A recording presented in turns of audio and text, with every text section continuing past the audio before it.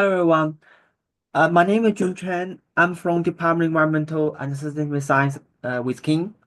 And today I'm gonna give you a quick update on what our beach group have been doing for this year. The title is called Quantify Shoreline Change in New Jersey: Patterns, Drivers, and Implication.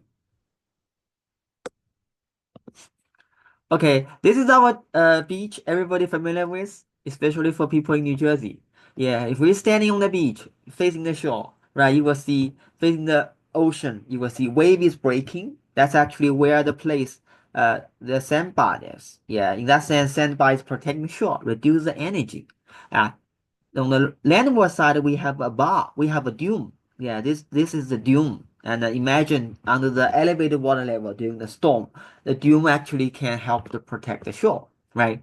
This is uh, actually a real story after Superstorm Sandy back to 2012, and two adjacent townships along the Jersey Shore. Yeah, on the left side is Alderley Beach, on the right side is Seaside Park.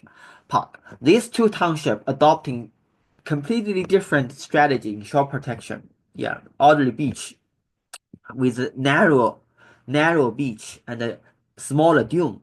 Yeah, and Seaside Park has a wider beach and a wider dune. Yeah, the difference is after Superstorm Sandy. Yeah, under regular condition you won't see the difference, but under the storm condition, extreme condition, one township get destroyed. Yeah, a lot of building was destroyed. Yeah, that's orderly because it has a narrow beach. And Seaside Park actually get protected pretty well. Yeah, and in terms of short protection strategy, and there are several options. And the retreat to nothing is actually one of this, but we don't want to adopting this because yeah, we love Jersey Shore, and yeah, we don't want easily want to give up, right? So one of these option we have here is coastal structure. Actually, we have been doing this for a long time because our Jersey Shore have many years of history from the up elevation to low elevation. We have dune walkover, seawall, glowing jetties, and breakwaters. All this is try to anchor the shoreline and protect the shore. Right? This is called structures. Yeah, it's a traditional coastal engineering. They try to anchor the shoreline. And yeah, in most recent decades, yeah, actually been here for a long time, a few decades, and the beach nourishment, and what they do is, yeah, Army Corps engineer is dredge sand, yeah, somewhere, especially in the offshore, and the pump sand on the beach artificially make the beach wider, yeah, for shore protection purpose.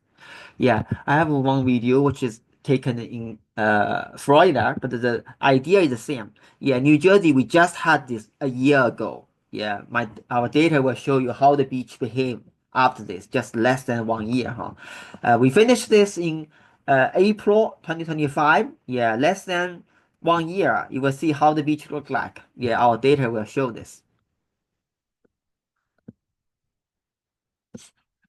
Yeah, this is our study site on the beach, and we have 20 survey lines and occupy the area, and we use RTK GPS. Yeah, every month. Yeah, we survey the same line, then we compare, and we find that uh, within this yellow box, yeah, we find that the dune scarp actually forming. The dune is actually retreating. Yeah, then outside the box, yeah, the dune is a kind of the scarp is minor, or the dune is actually pretty healthy. Yeah, yeah. I'm not going to detail about this profile we measured. It's a lot of fun. Yeah, a lot of work, labor. You hold the survey rods and then you do this survey, and every line is different. Every line is different. We try to synthesize. Yeah, what happened to this particular box here, and yeah, gradually, the dune actually retreating back. So we compute the beach width, yeah, associated with all these lines. And what's interesting is that, yeah, associated with this box where the the dune scarp was forming, actually we find this area is associated with narrow beach. How narrow it is roughly 35 meters. 35 meter is kind of like a threshold of beach width.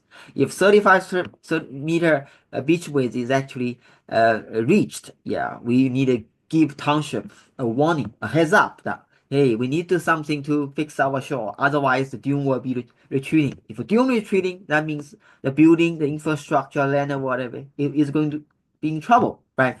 So we are not satisfied. We found this threshold beach width just particularly for our area.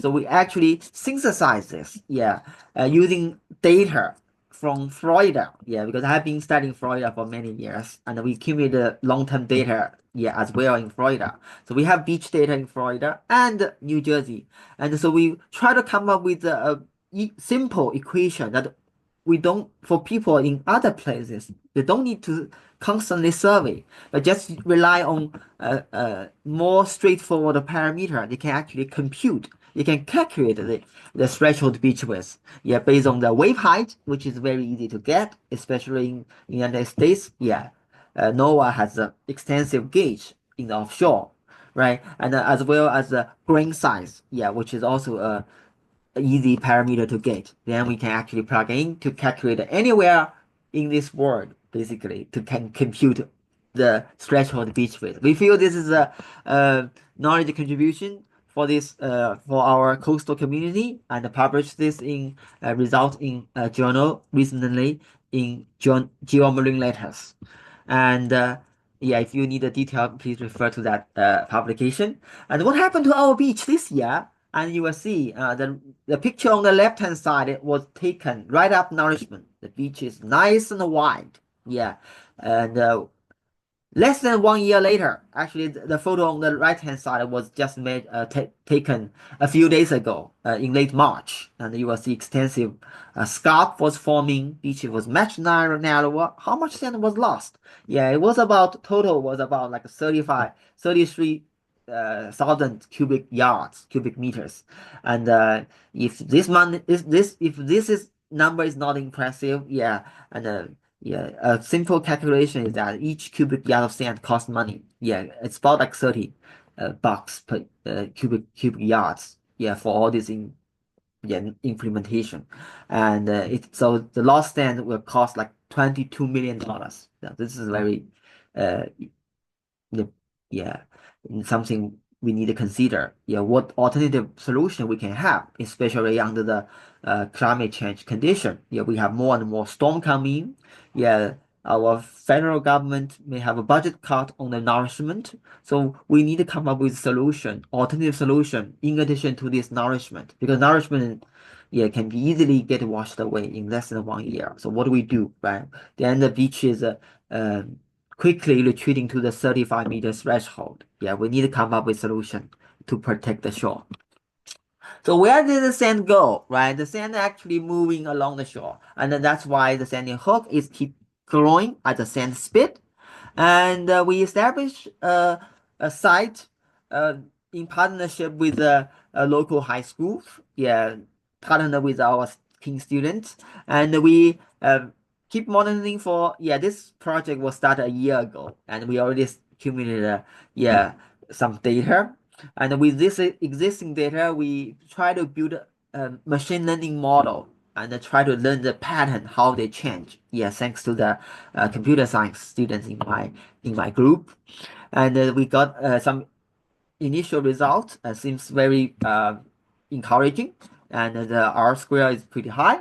And we'll give you update once we finish this research. As we move towards the bay, yeah, bay is a little different. We use a teapot as example. This is another side of my research group, and one side of the teapot has a landfill. This landfill shoreline retreating and making their places become an environmental like a yeah uh, causing a lot of environmental issue because the old landfill, the buried pollutants can be released as the shoreline retreating, and yeah, so we need to know the reason why the shoreline retreating over there, right? Number one. Number two, the sand getting loaded from this area actually migrating, making the seaside this is called Cedar Street Park. The beach actually gains sand. Yeah, except this year. This year the winter actually pretty rough. Yeah, uh, we'll give you updates later on. This slide didn't show this year's data. And what we already found is that, yeah, the reason why the area marine was eroding, and we set up numerical model and find that, and it's not because of the wave condition, because this is a hiding. Yeah, this area was hiding behind this kind of like a headland. Yeah, wave actually pretty small, and the fundamental reason for the eroding for this particular area is the tide, and particularly associated with the rising tide. You see this pattern, the rising tide passing this headland and making a gyre, and this gyre forming the sediment transport. Yeah, this side pushing to the west and this side pushing to the east. That's why it's a divergent zone. Yeah, sand won't stay. Yeah, it's leaving at both directions. That's why this is a erosional hotspot. Once we figure out the reason, and the next step is we can come up with some solution for the township to protect the shoreline. And yeah, with all this research, we would like to outreach to great community, and not only just a local community, a coastal township. I also have a mission to outreach to K-12 education, and one is a high school, and this one is actually for elementary school students. This is a partner with New York Science Academy, and also funded by New Jersey Sea Grant starting from this year. And I guess support from Professor Jennifer Cheng, and who is a professor in environment uh, elementary education, early childhood education, and we published a paper, and this is the yeah, still under review in Science and Children. Yeah, yeah. For looking forward, our goal for this coming year, yeah, because we are entering a time we need to know or apply AI. Yeah, our group also want to apply AI to the research study to advance coastal science, and further, we'll expand research to include social and community-related aspect of each study. Yeah, that's all I have. Thank you for your attention.